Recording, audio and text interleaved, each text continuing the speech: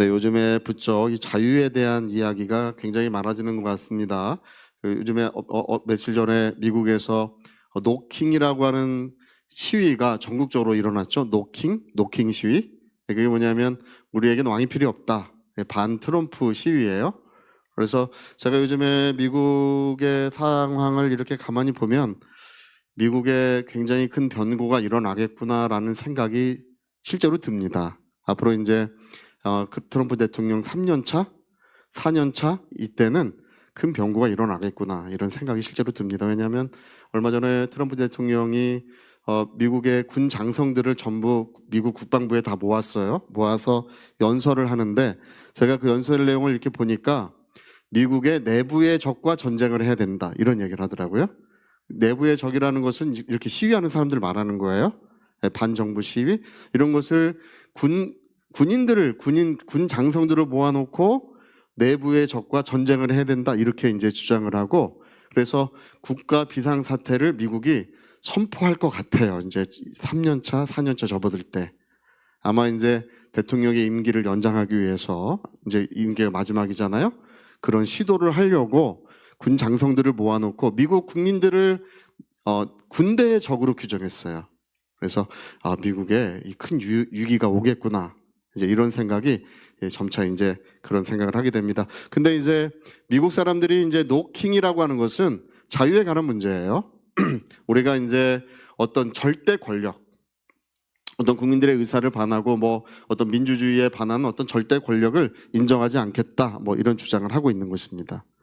우리나라는 어떻습니까? 우리나라도 이제 민주주의의 위기가 닥치고 있어요. 실제로 그렇습니다. 그래서 우리 국민들이 깨어서 기도하고 나라를 사랑하고 가장 중요한 것은 기도입니다. 할렐루야. 하나님께서 오늘 우리 모든 하나님의 자녀들에게 하시는 말씀이 있어요. 나라를 위해서 하는 가장 중요한 것은 뭐라고요? 기도입니다. 할렐루야. 기도가 이 나라를 아름답게 만들고 이렇게 번영하게 만들고 또 앞으로 우리나라가 전 세계에 하나님의 복음을 전하는 그런 강력한 국가로 우뚝 서게 하시는 것이 하나님의 은혜인 줄로 믿습니다. 그래서 이제 자유에 관한 문제, 우리 인간의 자유에 관한 문제가 이제 이 모든 것 가운데 계속 대두가 되고 있는 거예요. 여러분, 오늘 우리 그리스도인들이 생각하는 자유는 하나님 안에서의 자유입니다. 할렐루야. 우리는 하나님 안에서 기쁨을 누리고 하나님 안에서만 행복을 누리고 하나님 안에서만 우리가 마음껏 자유를 누리는 것이지 세상 사람들처럼 하나님과 상관없는 자유를 우리는 추구하지 않습니다. 하나님으로부터의 자유, 뭐 하나님이 없는 자유, 뭐 우린 이런 거 추구하지 않습니다.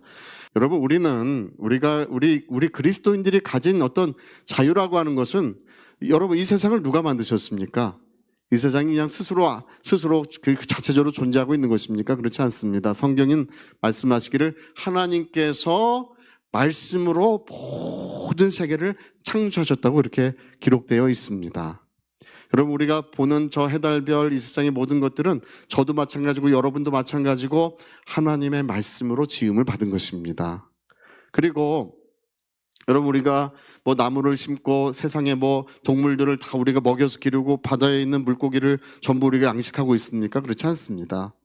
그 모든 것들을 이렇게 나무가 자라고 풀이 자라고 뭐 물고기들이 자라고 이 생명체들이 이 세상에 이렇게 번식하고 있는 이유는 하나님께서 하신 것입니다. 하나님께서 그 모든 질서와 법칙과 원리를 이 세상에 만드셔서 그것으로 말미암아 이 모든 세계가 아름답게 움직이고 있는 거예요. 지구가 얼마나 빨리 돌고 있는지, 얼마나 지구가 빠르게 움직이고 있는지 이 상상을 초월합니다. 그 소리도, 굉음도 엄청난 굉음을 울리면서 지구가 돌고 있어요. 네, 여러분, 다행히 하나님께서 우리 귀에는 그 굉음을 듣지 못하게 하신 것입니다. 우리 인간들은 하나님의 이런 법칙, 원리 이런 것에 순응하며 살아야 되지 그걸 초월하며 살려고 하면 안 되는 것입니다. 어떤 사람 믿음이 있다고 실제로 무리를 걷는다고 물 위에 뛰어든 사람이 있어요. 뭐 할 수 있다 하시니는 뭐 이래가면서 믿음만이 막 이렇게 하면서 뭐 아주 신문에 그 광고까지 내고 맨날 며칠 언제 무리를 걸을 것이다. 어떻게 됐겠습니까? 무리에 퐁당 빠졌어요. 예전에 어떤 사람들은 하늘을 날겠다고 이 그 높은 데서 뛰어내린 사람도 있습니다. 실제로 다 그냥 세상 떠났습니다. 우리 인간은 이 세상을 만드신 분도 하나님이시고 이 모든 법칙과 질서, 원리를 정하신 분도 하나님이시기 때문에 그것을 순응하며 사는 것이 하나님을 순복하며 사는 거예요. 여러분 이제 김장철이 다가왔지 않습니까? 김장철에 김장을 담으시는 이유도 이런 법칙과 원리에 우리가 순응하며 사는 법을 배워가는 것입니다. 그래서 겨울에도 지금은 그렇지 않지만 예전에는 겨울에 신선한 야채가 없었잖아요. 야채를 먹을 수 없는 때에 우리가 야채를 먹을 수 있는 방법으로 절임 그 발효 음식들을 만든 것이겠죠. 그러니까 그런 거예요. 우리는 이 세상의 모든 원리와 법칙과 질서에 순응하며 사는 것이지 그걸 초월하거나 거스리며 사는 것을 믿음이라고 부르지 않습니다. 많은 사람들은 그걸 믿음이라고 불러요. 그걸 초월하려고 하는 것이 그게 신비주의입니다. 여러분 그것을 초월하려고 할 때는 반드시 성령의 인도가 있을 때만 하세요. 할렐루야.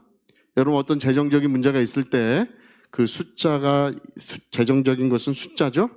초월하려고 할 때는 뭐가 있어야 된다고요? 성령의 인도하심이 있을 때만. 무리를 걸어가야 될 때는 언제만 해야 된다고요? 아무 때나 하시면 안 되고 성령께서 하나님께서 무리를 걸어오라고 말씀하실 때만 시도해야 돼요. 할렐루야. 그래서 여러분 우리가 이 자연의 어떤 원리 법칙 질서는 하나님 만드신 것이기 때문에 거기에 순응하는 것이 하나님을 순응하는 것이고요. 그것을 초월하고 넘어설 때는 어떤 초월적인 능력, 초자연적인 능력이 우리에게 덧입혀질 때만 해야 돼요. 할렐루야. 그래서 예전에 제가 담비도 봤는데 담비?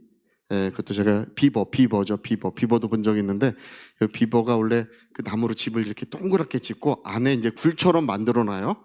안에 이렇게 동그란 굴처럼 만들어 놓는데 거기에서 이제 새끼를 이렇게 놓고 새끼를 길러요. 근데 이 새끼가 점점 커지면 어떻게 되겠습니까? 이 새끼가 이제 어머니 아버지가 가져다 주는 거 먹고 이제 점점 이제 몸이 불어나요. 불어나면요 이제 눈치를 줘요. 나갈 때가 된 거예요. 근데 결정적으로 이제 언제 나가야 되냐면 그 비버 부부가 또 다른 새끼를 베요. 할렐루야. 그럼 이제 어떻게 돼야 되는 거예요? 눈치만 보고 있으면 안 되고 독립을 해야 되잖아요. 그렇죠? 그래서 이제 어쩔 수 없이 나가기 싫은데 정말 눈물을 머금고 이제 집을 떠나요. 제가 이제 그때 다큐멘터리를 봤는데 집을 떠나가지고 강변을 따라 자기는 이제 어디로 살아야 되는지 쫄쫄쫄쫄 내려가면서 이게 살피는데 또 마침 방금 집을 떠나온 암컷을 만났어요. 근데 곧바로 결혼하더라고요. 결혼해가지고 이 둘이서 이제 새 집을 져요. 새 집을 확 졌어요. 새 집을 졌는데 이제 둘이 들어가서 살아요. 새 집을 져서 아주 뭐 오손도손 잘 사는데, 근데 신혼 비버는 겨울을 한 번도 자기 힘으로 나본 적이 없잖아요, 그렇죠? 근데 이제 겨울이 왔어요. 원래 비버들은 겨울이 되기 전에 거기에 나뭇잎이나 나뭇가지들을 엄청나게 쌓아 놓습니다. 겨울에 굴에서 안 나오고 그거 먹고 사는 거예요. 근데 얘네들은 겨울을 나본 적이 없으니까 하나도 쌓아놓은 게 없어요. 그러니까 이제 점점점 이제 비바람 모진 찬바람이 불어오고 눈보라가 몰아치기 시작합니다. 그러면 이제 누가 밥을 구하러 다니냐면 그 수컷이 할렐루야 먹이가 떨어지면 암컷이 가가지고 이제 해오라 그래. 그러면 이놈이 나가가지고 막 눈보라 치는 데 가가지고 갈가가지고 물고 오는데요. 그 한 달 정도 지나면 그 근방에 있는 걸 다 먹어 치워요. 그 다음부터는 어떻게 됩니까? 이제 한참 추워질 때 먹이를 구하러 멀리 가야 돼요. 제가 이제 그 다큐멘터리에서 보니까 먼 데서 이거 나무 물고 오는데요. 온몸을 떨어가면서 보보보보 떨어가면서 그걸 물고 와요. 예, 물고 온 다음에 이제 그것도 나눠 먹고 떨어지면 한참 배고프면 또 멀리 물러 가고 이렇게 겨울을 아주 고생해서 겨울을 나요. 그러면 여러분 그 다음 겨울이 오죠. 그 다음 겨울이 올 땐 누가 가르쳐 주지 않고 누가 그 뭐 이렇게 하라 저렇게 하라 뭐 지침을 주지 않아도요. 거기다가 둘이서 엄청나게 먹을 거 쌓아놔요. 예, 뭐를 배우는 것입니까? 우리가 이 세상의 법칙, 원리, 질서를 순응하는 걸 배워가는 거예요. 할렐루야. 여러분, 이 세상의 법칙을 순응하는 것이 하나님을 순응하는 것이다. 우리 시작. 이 세상의 법칙을 순응하는 것이 하나님을 순응하는 것이다. 우리 이렇게 믿어야 합니다. 그거 초월하려고 하면 안 돼요. 그래서 그것을 이 세상의 법칙을 뭐라고 부르냐 하면 자연법이라고 불러요. 자연법. 이건 아예 그냥 법률적 용어예요. 우리가 뭐 구름이 움직이고 해가 뜨고 비가 내리고 이 모든 이 세상의 질서 법칙을 자연법이라고 부르는데 우리는 자연법 안에서 사는 거예요. 할렐루야. 뿐만 아니라 그래서 여러분 성공하는 비결은 어려운 게 없어요. 성공하는 비결은 그 전에 제가 아는 어떤 자매님이 20일 성공하기 위해서 20일을 금식하고 20일 금식 다 됐을 때 비로소 성령의 계시에 의해서 성공하는 비결을 깨달았어요. 그 자매님이 얘기를 해주더라고요. 성공하는 비결을 깨달았다고. 그래서 뭐냐고 물어보니까 부지런한 거래요. 부지런한 거. 잠언서를 읽어보니까 부지런한 것이 성공의 비결이다. 네, 하나님의 말씀을 깨달았다는 것입니다. 네, 여러분 우리는 어떤 경우든지 그것을 초월하지 마시고 그 안에서 하나님의 은혜를 구하시길 부탁드립니다. 그런데 오늘 우리의 신앙도 똑같습니다. 저와 여러분의 신앙은 무엇을 하는 것이냐면 하나님의 계획과 하나님의 그 섭리 안에서 신앙생활을 해야 돼요. 제가 하나님의 섭리 이렇게 말하면 좀 어렵죠. 하나님의 섭리? 이런 말은 좀 어렵죠. 그렇죠? 섭리라고 하는 말이 어려운 말이 아니라 그것은 계획하시고 이루신다는 뜻이에요. 자, 하나님은 계획하시고 이루신다. 우리 한 번만 시작. 하나님은 계획하시고 이루신다. 그걸 뭐라고 부른다고요? 그냥 한마디로 하면 섭리라고 부르는 거예요. 그래서 제가 섭리라고 하는 말이 나올 때마다 얘기하는 사람이 누구냐 하면 요셉이에요. 요셉. 요셉. 그는 17살에 그 형제들에 의해 팔려갔죠. 형제들이 그를 원래는 죽이려고 그랬어요. 그렇죠? 왜 죽이려고 그랬습니까? 그 아버지의 차별 때문에 그렇죠. 그 아버지가 사랑한 부인, 야곱이 원래 부인이 4명이 있었어요. 4명이 있었는데 그 중에 라헬이라고 하는 그 한 사람만 야곱이 사랑했어요. 그 라헬이 낳은 자식이 딱 2사람인데 요셉이랑 베냐민을 낳았죠. 그렇죠? 그래서 야곱이 오직 자기가 진짜로 사랑하는 자식은 요셉과 베냐민뿐이 없는 거예요. 차별을 하는 거예요. 근데 여러분 그 10아들이요 말은 하지 않지만 그들이 뭐를 가지고 있냐면 상처를 받았고 상처를 받은 것뿐 아니라 원한을 갖는 거예요. 원한을 가지니까 어느 날 요셉이 이제 그렇게 오는데 요셉이 오는데 저놈을 죽여버리자고 그렇게 해요. 자기 형제인데 그렇죠? 저놈 진짜로 죽이려고 그 베냐민을 뺀 나머지 9아들이 진짜로 죽이려고 하다가 마침 이제 아라비아 상인이 지나가니까 죽이면 뭐하냐 팔아버리자. 그거 아니었으면 죽였을 거예요. 그래서 그걸 이제 팔아버립니다. 그래서 여러분 오늘 창세기 37장인가 거기 읽어보면 이제 그런 이야기들이 나오는데 성경은 요셉이 이집트에 팔려가가지고 정말 말 못할 서러움, 정말 외로움, 그런 고생하는 이야기가 이제 성경에 이제 그게 나오는 거예요. 근데 여러분 나중에는 그게 어떻게 되나요?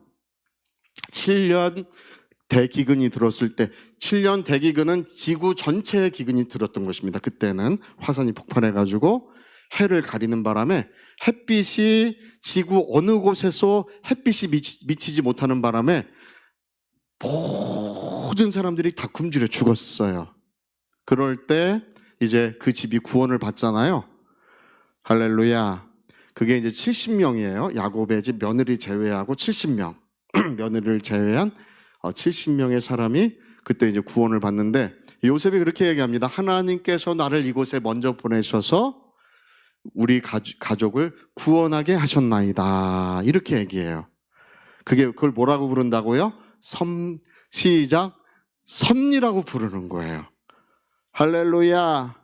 그리고요, 그때 원한이 있었고, 이제 그 상처를 받았고, 차별이 있었고, 상처를 받았고, 또 원한이 있었고, 그래서 그걸 보복했잖아. 그쵸? 근데 그러한 그 가족의 문제들도 그때 다 녹아지고 하나님의 은혜 안에서 새롭게 되는 역사가 이루어졌던 것입니다. 그 요셉이 그 형제들 다 보듬어 안는 바람에 그런 모든 상처와 아픔이 깨끗이 치유되는 역사가 일어났던 거예요. 그걸 뭐라고 부른다고요? 섭리라고 부르는 거예요. 할렐루야. 오늘 나는 영문을 모르겠어. 하나님 왜 이렇게 하시는지. 근데 내가 영문을 모르지만 누구는 아시냐면 하나님은 아시고, 내가 가는 길을 나는 모르지만 그가 아시나니, 내가 이 고난을 통하여 나올 때는 정금같이 나오리라. 할렐루야. 그런 역사가 있으시기를 예수 이름으로 축복합니다. 그래서 저와 여러분은요, 그 모든 일이 하나님의 섭리를 뒤따라가야 돼요. 내가 지금 모르지만, 내가 이런 고난의 길을 왜 하나님 주셨는지, 이런 어려운 길을 왜 주셨는지 내가 지금 모르겠지만, 하나님의 섭리를 뒤따라갈 때 반드시 그는 그 모든 것에 은혜를 베푸시고 역사를 베풀어 주시는 것입니다. 특히 여러분, 위기가 올 때가 있어요. 하나님의 섭리를 뒤따라갈 때 위기가 올 때가 있어요. 위기가 올 때 어떻게 해야 되는 것입니까? 많은 사람들은 그래요. 위기를 피해서 도망가기를 위해서 기도하는 분이 있어요. 제가 예전에 우리 지금 교회에서 후원하고 계신 조창현 목사님, 우리 조창현 목사님은 옛날에 굉장히 성공한 인테리어 사업가였어요. 구리시에 자기 사무실을 가지고 있었고, 그리고 노량진에 아주 큰 그 인테리어 학원이 있었는데 거기 이제 부원장이었고, EBS 방송에 인테리어를 가르치기 위해서 EBS 방송에 출연하고 있었어요. 출연을 가르치기 위해서 방송도 했어요. 그러니까 굉장히 성공한 사업가잖아요. 그렇죠? 근데 구리시에 그 자기 사무실에 이렇게 앉아 있으면 저 조그만 지하 예배당에 있는 어떤 성도들이 가면서 여기 교회 전도지니까 한번 읽어보세요 하고 인사하고 갖다 놓고 간대요. 거기는 꾹 인사하는데 그분은 자기가 이제 성공한 사업가고 이제 딱 앉아가지고 인사도 안 하고 두고 가든지 뭐 이렇게 했다는 거예요. 근데 어느 날 와가지고는 사장님, 저희 교회에 집회가 있는데 한 번만 와주시라 그러더래. 한 번만 와주시라고. 근데 항상 가면서 이 사람들이 인사하고 가면서 항상 그렇게 해가지고 그걸 거절하기가 어려웠대요. 그래서 이제 그 집회에 지하 예배당에 가니까 이런 수준 없는, 머리 올백으로 쫙 넘기고 양복이고 가가지고 다리를 쫙 꼬고 앉아 있었대요. 이렇게 동생이랑 둘이서 다리 꼭 앉아가지고 이렇게 쫙 앉아 있었는데, 그때 무슨 신유 집회라고 했는데 그 병을 고치는 어떤 신유의 은사를 가진 어떤 목사님이 이제 초빙해서 집회를 했었나 봐요. 병든 사람이 많이 오지 않았고 이제 성도들도 많지 않았는데, 그때 쉴 곳에 들려온 사람이 한 사람 있었대요. 근데 집회가 끝나자마자 그 목사님이 쉴 곳에 들려온 사람한테 나사렛 예수 이름으로 일어나 걸어가라고 하더래요. 할렐루야. 근데 들려온 사람이 벌떡 일어나더니 그 조그만 예배당을 걷기 시작하더라는 것입니다. 그래서 그 백마디의 말보다 하나님의 성령의 역사, 성령의 능력이 전도하기에 정말 좋습니다. 그러니까 그걸 보고 나서 정신이 번쩍 드는 거예요. 하나님이 살아계시는구나. 그래가지고 그분이 이제 변화를 받고, 그 다음에 성령을 받고 변화를 받았어요. 그리고 변화를 받은 지 몇 개월 만에 위기가 왔어요. 어떤 위기가 왔냐면 저 밑에 지역에 아파트 인테리어 공사를 맡았는데, 그 공사를 하면 이제 몇억 원을 벌 수가 있대요. 몇억 원을 벌 수가 있대요. 근데 본인 생각에 지방에 아파트 공사를 하러 내려가면 신앙을 잃어버릴 것 같은 느낌이 들더라는 거예요. 그래서 동생이 이제 같이 그 일을 하고 있는데 동생을 불러다 앉혀놓고 이제 물어보는 거야. 야, 우리가 이제 신앙을 가졌는데 밑에 그 공사를 하러 가야 되는데 어떻게 할까? 물어보니까 동생도 우리가 신앙을 가졌으니 우리가 신앙을 좀 더 잘하는 것이 좋지 않겠느냐라고 하더래요. 그러니까 이분이 이제 어떻게 했냐면 그냥 그런 김에 재산 다 팔아서 교회 헌금하고 할렐루야 교회에 그냥 들어갔어요. 그 교회는 조그만 지하 교회였는데요. 그 헌금 받아가지고 교회도 좀 번듯한 데로 옮기고 교회도 잘 됐어요. 할렐루야. 그 위기가 오는 그 위기가 왔을 때 야, 이걸 어떻게 하는 것이 좋지? 여러분, 그럴 때가 중요한 거예요. 그럴 때 우리는 하나님의 뜻을 쫓아갈 수 있어야 합니다. 많은 사람들이 위기도 피하고 하나님 뜻도 쫓아가고 싶어해. 그런 방식으로는 되지 않습니다. 할렐루야. 자, 그런 방식은 안 된다. 시작. 그런 방식은 안 돼. 그런 방식으로 되지 않습니다. 예. 위기가 왔을 때 메드락 사상 야벳노고를 금신상에 절하지 않으면 전부 다 풀무불에 집어넣는다고 하잖아요. 그럴 때 하나님 어디 잘 도망갈 개구멍을 주옵소서. 이렇게 기도하면 안 되는 거예요. 그렇게 하지 않고 무엇을 위해 기도합니까? 하나님 흔들림 없이 변함없이 하나님의 뜻을 쫓아가게 하소서. 왕이 물어보지 않습니까? 누가 너희를 나의 손에서 건져내랴. 그들이 뭐라고 말합니까? 그 느부갓네살 왕에게 하나님이 우리를 건져내시겠고 그리하지 아니하실지라도 우리는 왕의 신상에게 절하지 않겠습니다. 할렐루야. 여러분, 오늘 하나님의 섭리를 쫓아가는 모든 성도들은 이 마음이 있어야 합니다. 나의 삶에 신앙의 위기가 왔을 때, 어떤 도전이 왔을 때 우리는 흔들림 없이 변함없이 하나님의 뜻을 쫓아가리라. 할렐루야.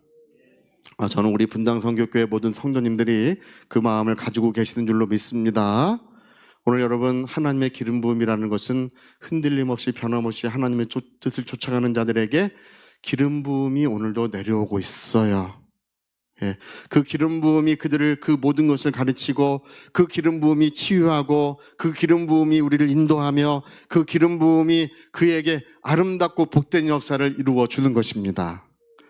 우리 한번 다시 한번 읽어봅시다. 27절. 자, 너희는 주께 받은 바 기름 부음이 너희 안에 거하나니 아무도 너희를 가르칠 필요가 없고 오직 기름 부음이 모든 것을 너희에게 가르치며 또 참되고 거짓이 없으니 너희를 가르치신 그대로.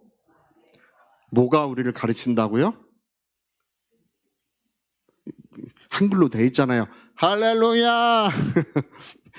기름, 하나님께로부터 오는 기름이 우리에게 부어주고 있는데, 하나님이 부어주시는 기름 부음은 참되고 거룩하고 그 기름 부음이 모든 것을 가르쳐주고 있다고 했습니다.